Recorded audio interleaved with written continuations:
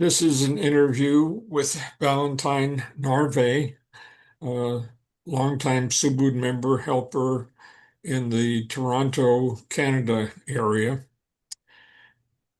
Valentine, can you start by just telling us how you found and came into Subud?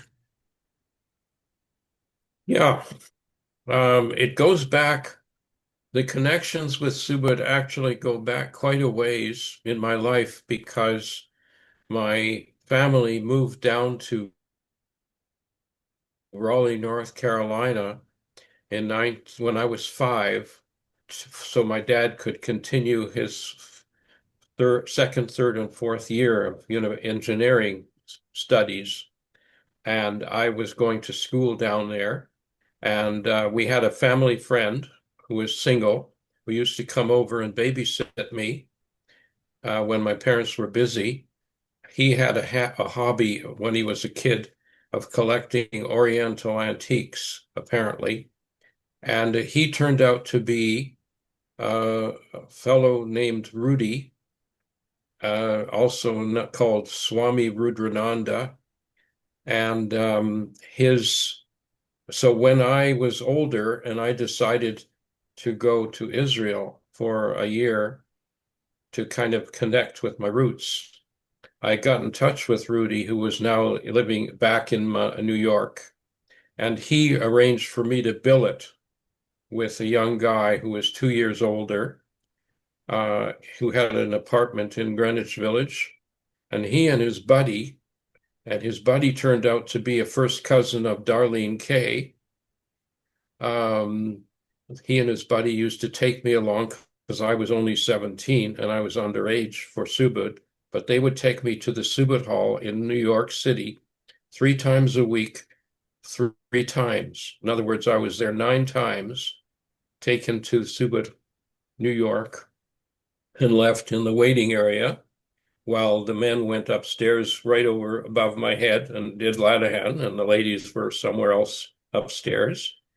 And so I was there 9 times visiting Subud, New York when I was 17. Uh, I remember going over to a little room with a table that had Bapa's books on it. And I remember looking at those books, and I was thinking, these books are written in a code, a secret code that I don't have the key to unlock this code. So it didn't bother me that that was the case. And had coffee with Reynold Osborne, who was a friend of Rudy's. There were lots of people. Rudy had a whole circle of people that he was teaching yoga to, as well as people who were in Subud. And he also had a store full of antiques that he would go and take from the Orient and bring and sell in New York. So then I would go with the fellow I was living with was Greg Brodsky. And we would go and after Subud and go over to the American Museum of Natural History and look at all the stuff that Rudy had sitting on open shelves when it was all behind glass. Anyway, I went off to Israel and I started having experiences. Um, One thing as I bought a book that was a biography of the Buddha, and I was reading it, and I didn't know why. And I had to have a little table in my room. I was living on a kibbutz doing half a day of farm work and half a day of Hebrew language. And I had to have this table with a tea set in my room like a little shrine. And these things. And then I went to the Baha'i center one day on a Saturday, and the room was totally empty except for Turkish carpets. And I stood in this big, huge, empty room, and my body started swaying forwards and backwards by itself. So all of these things were happening to me after being in my view, at the Subud Hall 9 times. So eventually, after a year, I went back. I activated my ticket, went back to New York. And when the same people who were there with me took me out to dinner, I didn't say a word to anybody. And they thought this was really odd. So they got my parents to come and they drove me back to Toronto. So basically, uh, to kind of compress it a little bit, basically, I reached a point where I just couldn't do anything. And I decided to commit suicide. I didn't feel I could live, a productive life. And so I might as well just end it all and stop wasting money and time.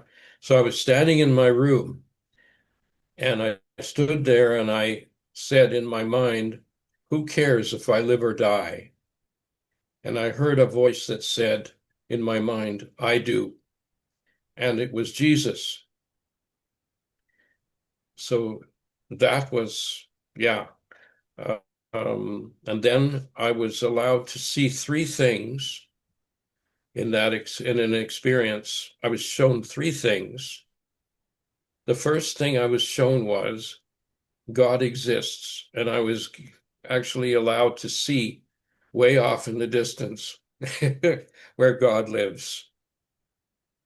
The second thing I was shown or made to see was that God loved me. And the third thing was that I would recover and that I would be okay. It would take some time, but I'd be okay. So I didn't need to commit suicide. And then after that, I heard from a cousin of mine that there was this mystical rabbi I should go and meet in Winnipeg. And it was Rabbi Schachter, who turned out to be a Lubavitch rabbi, and he was in charge of the Judaic studies in Manitoba University. So I met him, and he hired me to be a volunteer worker in his foundation. And one day I was walking along past his bookcase, and I saw a book that said "The Path of Subud" by Hussein Rofei. And I remembered that word. I recognized the word Subud from being in New York and hanging out with those guys. So I took the book off the shelf, opened it up. I read two paragraphs and I said, this is it. This is what I want. So from that point, in the back of the book, there was an address, box, New York. And I wrote to them and I said, is there any Subud where's Subud in Canada? And they wrote back and gave me the address or phone number of Dr. Raymond Grad, Bernard Grad, maybe I think he was then, who was in Montreal. He was a contact. So I got in touch with him and he put me in touch with an old elderly guy who lived in Winnipeg. And I phoned this guy. He gave me his address. I went to see him in 2 hours in the freezing cold, walked up to his door, knocked, and he came to the door and he said, I have nothing to say. And he shut the door. So back on the phone to Dr. Grad, told him the situation. Well, okay, there are some people in Toronto. So they gave me, so I left Winnipeg and went back to Toronto, where I used to live. And I had the address. I went to this address. It was a storefront between two shops on a main street. Nobody ever answered the phone. So back on the phone to Dr. Grad, finally, well, you can come to Montreal and join. We have Subud in Montreal. Here's the address. So I went to Montreal and I had the address. They had a Subud hall. I went there. I, I met Michael Thomas, who and they've asked me a bunch of questions like how did you know about Subud? How did you find it? Have you ever been mentally ill? All sorts of things. And then they approved me, and Michael Thomas was the helper who signed me up. And I started my probationary. We were called probationers at that time, and they said you can come here every Sunday morning and get to know people, feel the atmosphere. You can borrow books from our library, and after 3 months, um, I had my opening. And the helpers at that time were Dr. Grad, Bernard Grad, or Raymond Grad, Michael Thomas, and Harold Brodkin. And that's how I got started. And I was there for 3 years as a member in Montreal.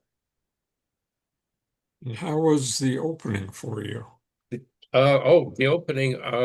In the opening, I went falling straight forward onto my face on the floor.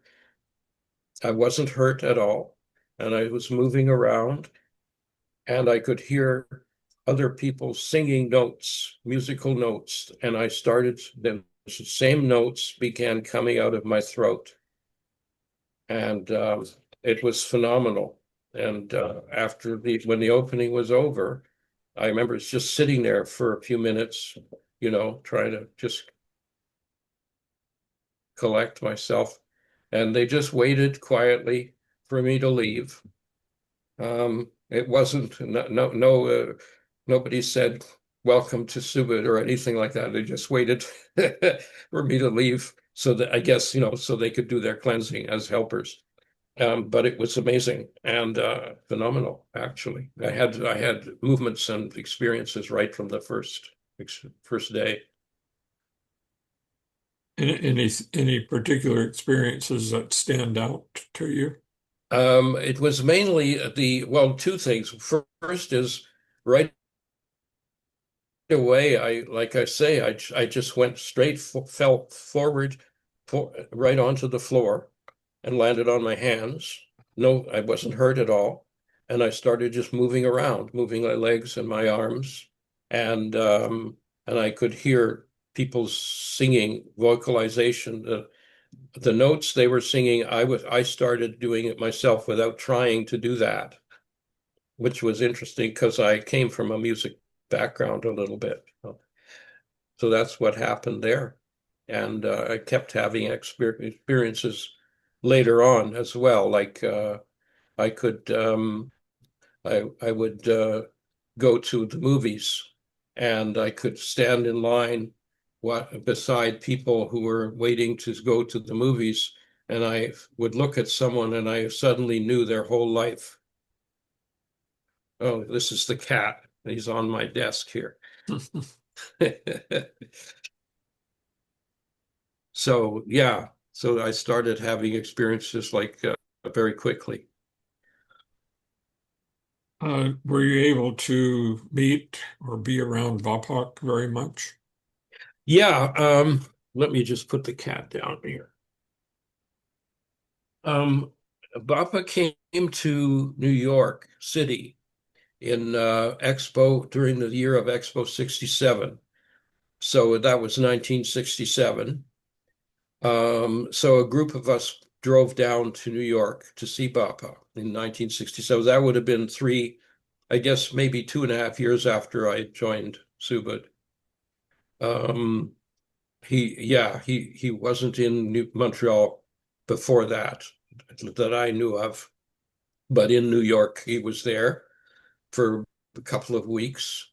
Um, and he was in a church. They were in a church giving talks and testing.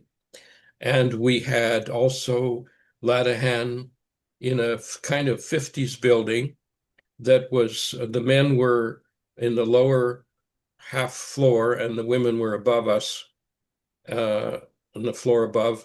And that building, all of the lights were on full blast, fluorescent lights, which is the first time I'd ever experienced anything like that, because everybody else, all the other years that I was in Subud before that, which was 3 years, we were always in a very subdued lighting kind of room.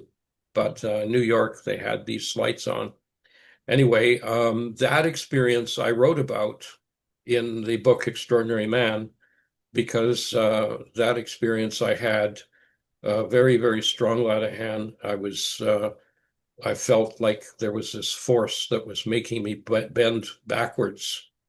And after that Ladahan, where we had Usman was there, he was in the Ladahan with Bapa.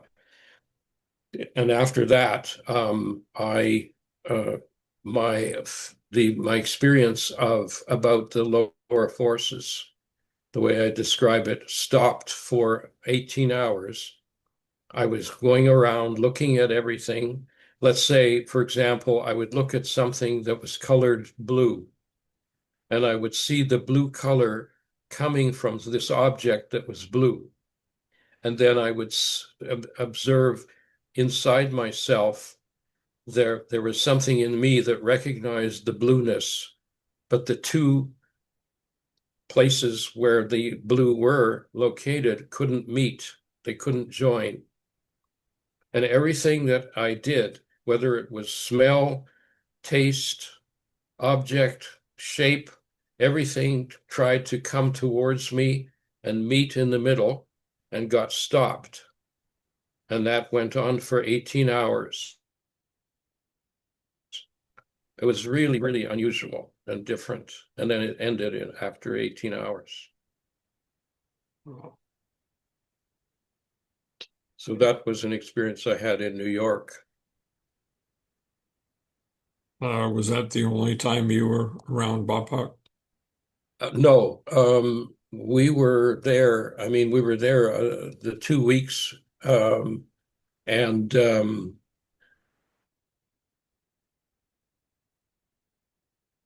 I think that was the questions that Bapa asked. For example, he asked um, in the testing, feel the nature of Mary, the mother of Jesus.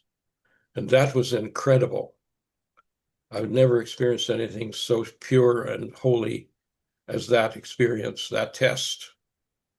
Other tests Bapa did, for example, he asked a question, where was New York City 300,000 years ago?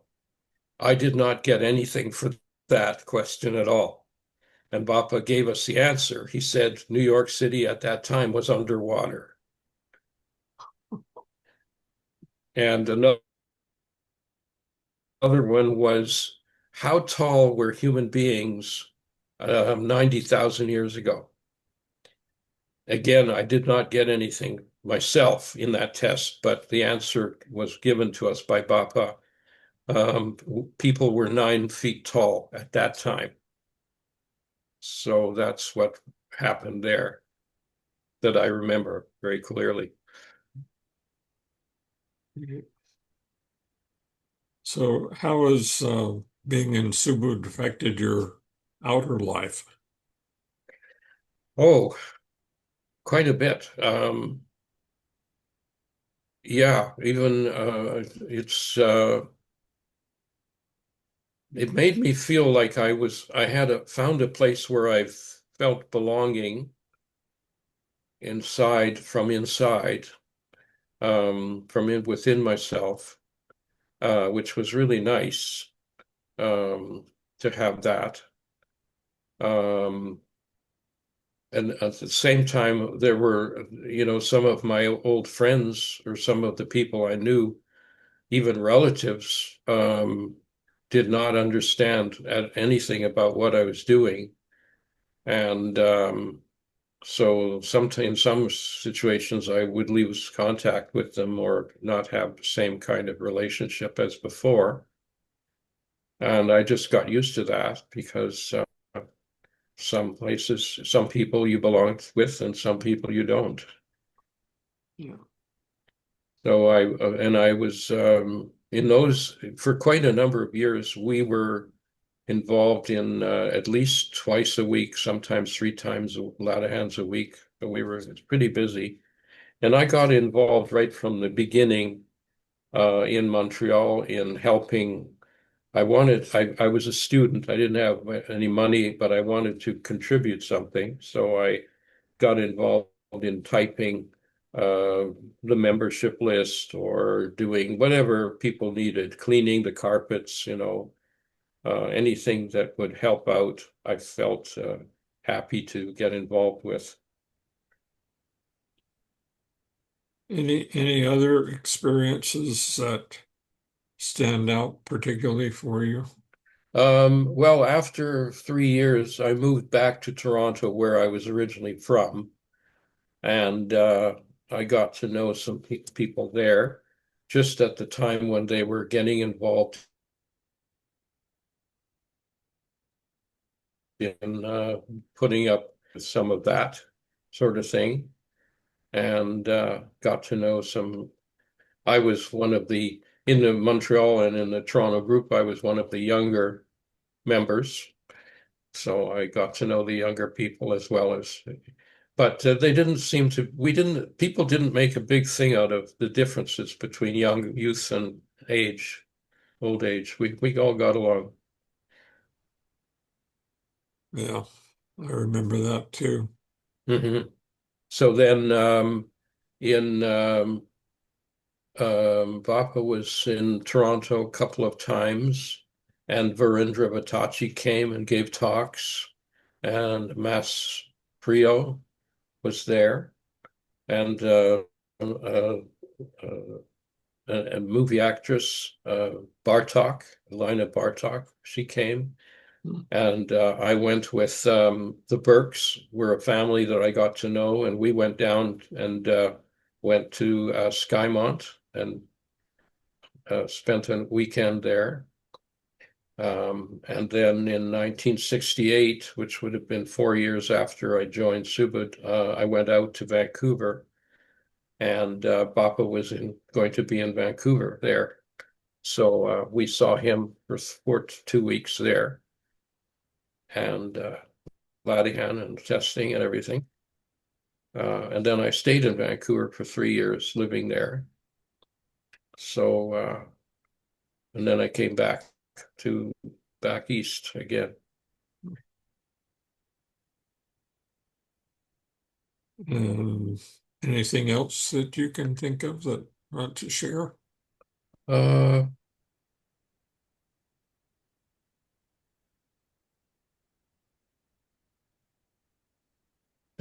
nothing terrible. I mean, I actually went.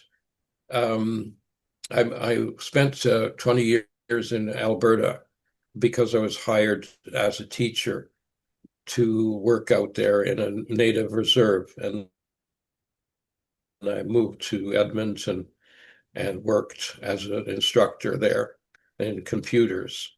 And a group of us drove out to in 1997. A bunch of us drove to Spokane, and we attended the Congress, the World Congress in Spokane, the 10th World Congress there. So that was quite an experience. We met, hung out with the Arnolds, um, Ian Arnold and his wife, and Mass Brojo was there. Um, I had a chance to sit with Mass Brojo and ask the question about what my true work was. And he sat on his bed and he was making movements like he was shoveling earth, like a farmer. And he said to me, my work was to be uh, a farmer, but in the global sense. And he left me to figure out what that meant. So, yeah, Did you ever figure out what that meant? I'm not sure I did. Yeah. So, and then in 2010, I went, Nathaniel Burke was a member in um, at that now he was living in Ottawa, and he and I went to Christchurch, and we attended the World Congress there, and that was in 2010. So that was really nice too, as well. Terrific place to have a Congress, and people in Christchurch were very friendly to visitors. And Eva Rahayu was the main speaker, in the actual uh, talks and everything. So yeah, and then so I think those are the two congresses I've been to, and also the one in Toronto in 1990, 1979.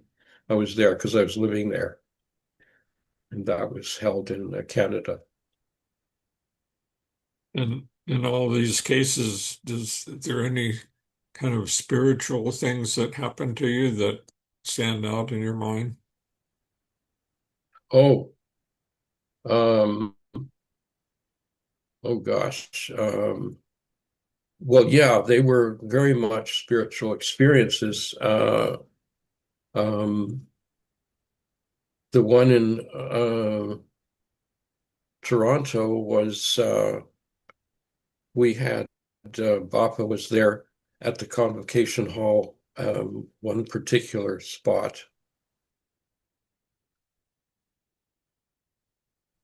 where Bapa South America, and he told him that his true work actually was not what he was doing. Um, those kinds of things would happen.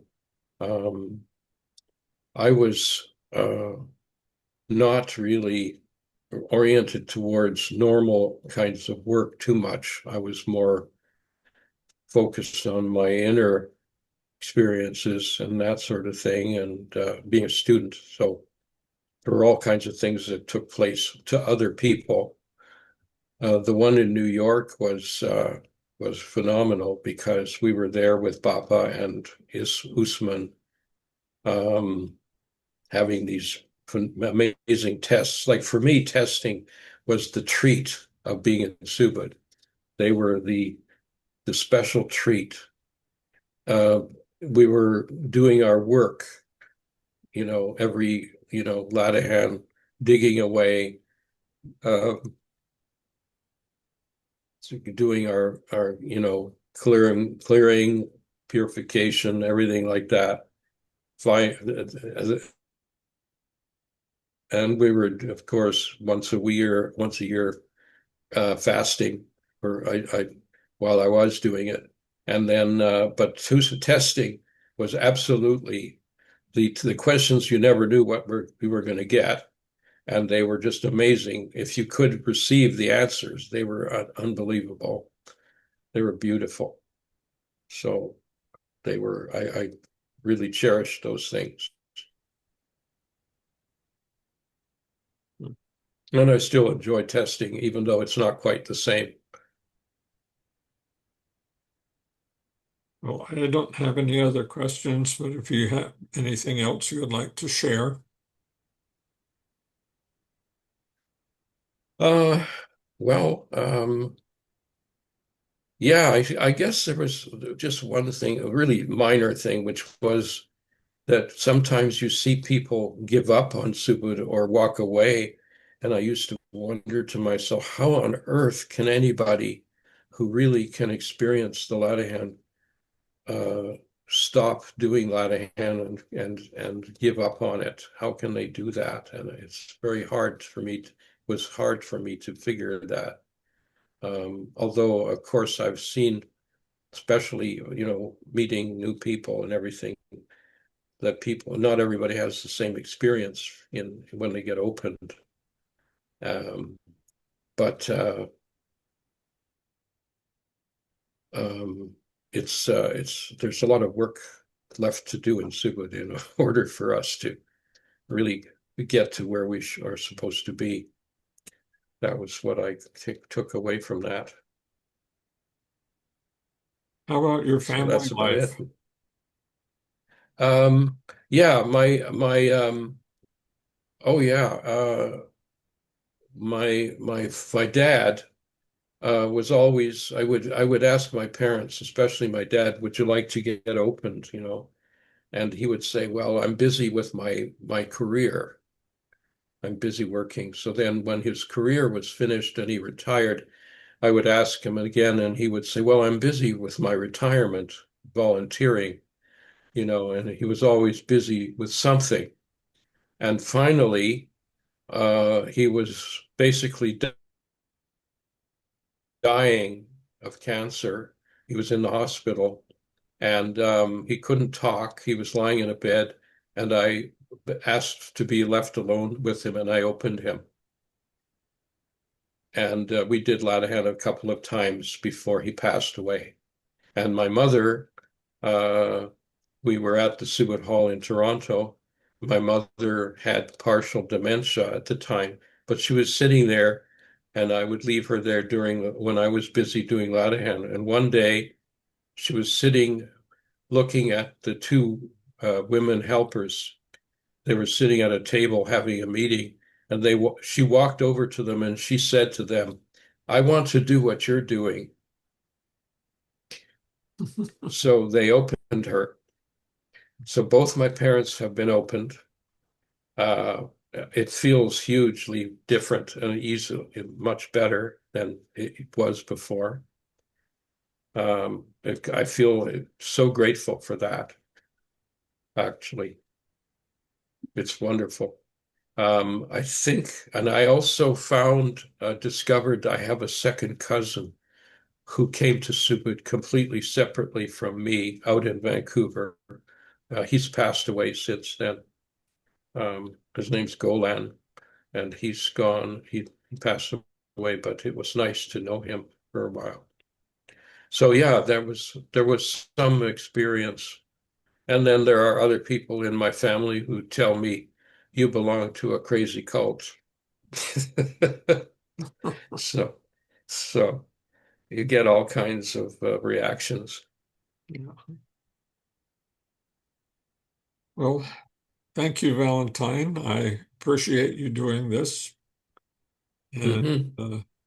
uh, I I'm think gonna, everybody appreciates your work too, and in having these wonderful interviews. They're terrific. It's nice to be able to sit and listen to other people's experiences yeah, and to see what they're going through. I'm going to stop the recording now. Thank you. Right.